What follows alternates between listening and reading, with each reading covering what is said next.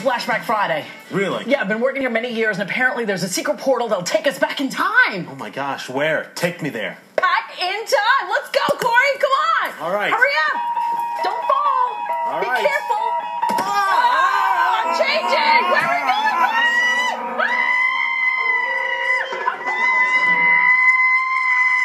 Flashback to the 60s. That was groovy. Oh my gosh, look at us, Corey! Far out. That secret portal took us way back to the 1960s. Well, actually, it's 1964 to be exact. We're on the set of the Ed Sullivan Show when the Beatles made their U.S. debut 50 years ago this weekend. All right, so coming up, we're going to have much more on the legacy of the Beatles and a performance from Beatles for Sale. Out of sight. Yes, so it's going to be fantastic. So make sure you talk about that. President Lyndon B. Johnson led our great nation following the assassination of John F. Kennedy. Miles away, our soldiers continue to fight the war in Vietnam. Here at home, racial riots spread from coast to coast, and Martin Luther King Jr. won the Nobel Peace Prize. The Ford Motor Company introduced the first Mustang, while the average price of gas was just about 30 cents per gallon. In New York, the Verrazano Bridge opened, connecting Brooklyn to Staten Island. And the Beatles appeared on the Ed Sullivan Show. Oh yeah, tell me something. I think you understand when I say that something. All right, so today, Mark, look at this. You I'm look feeling fantastic. I got the beehive, I got the glasses. You Yes. look like from The Matrix. I'm just saying. I'm all over the place right now. Anyway, today marks 50 years since the Beatles landed at JFK for the first time in the U.S. Someday, they're going to be marking 50 years since the band's iconic performance on the Ed Sullivan Show. So joining us this morning, Ken Dashow, the host of Breakfast with the Beatles on Q104.3. Ken! The leading authorities on all things Beatles. You do anything long enough, you become the guy. You It's know a what, pleasure to be on with you. Pleasure to have you here. We're just all like so excited because, we all grew up listening to Sorry About That, Yes. but I did. Thank you. And I was like, what was Staten Island before the Verrazano Bridge? It was just a rock. Yes, it was.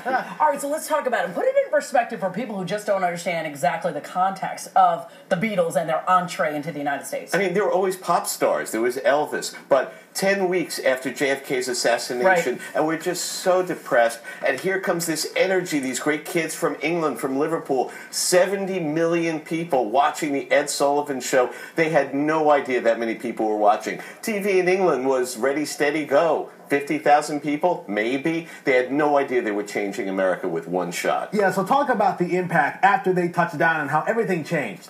The whole world changed because yeah. they weren't just sexy pop stars. They wrote the songs and they played the music. Nobody else did that. After that, that changed. So that's why you have Paul Simon and Carole King and everybody who could play and songwriters became the stars. Because before, let's put it, Motown, you had these music-making shops that created stars that wrote the songs, and now you had the artists taking control of their careers, and you know what? The British invasion, we're talking about the Stones, we're talking about so many other groups who came into the United States who just really changed the landscape of music today. Absolutely, and the fact that they really were musical geniuses, they could write and play, and every album changed, every album got better, the songs got better. All right, so do you ever get tired of it? No. I always find something new in them every time that's sincere. Do you have a favorite album? It changes all the time, but for me, it's Abbey Road. Well, that's true. And do you have a favorite song? Yeah, the Sun King medley. It's just the most... They were at each other's throats. They hated each other. And then they went, no, we can't end it like this. Let's come together and do one last great album. Yeah. And they did. When does that ever happen? I know. You know, what's interesting is that even after 50 years, the music still resonates with so many people. You were saying it doesn't get old. There are so many young people finding the Beatles and loving it. Why is that? What is it about their music? No offense to the current pop stars, but I have a feeling 50 years from now, there's not going to be a Justin Bieber weekend here in New York City. I agree with you. I mean, the message is simple. All you need is love. When will that ever not be cool? And also, this was the voice of a generation, of a true generation that wanted to change things in America, not be their parents' parent, and really create, the baby boomers. I mean, this is what it's all about. A lot of people say, could this be one of the, looking back, the greatest generations, music-wise, and also their cultural impact on the world that we know today? Without a doubt. Listen, I've been doing Breakfast with the Beatles on Q103 How long? 15 years. But what everybody says to me is, we're on two sides of the Vietnam War. My dad with a crew cut, me with bell bottoms. The one thing we could talk about was the Beatles, because we both love the Beatles. And that's what they still do today. All right, Ken Dashow, thank you so much. That's why the Ed Sullivan Theater, if you're walking around the city today, dedicated also to the Beatles. So nice to have you here. Oh, thank you for having me. Just all goodness right here. Yeah, Peace it's and love. fantastic. Peace and love, baby. There All you go. right, our 60s theme for Flashback Friday continues next. We're going to have a performance from the Beatles cover band, Beatles for Sales. Yes, it will be just like when they performed on the Ed Sullivan Show 50 years ago. Plus, we'll have a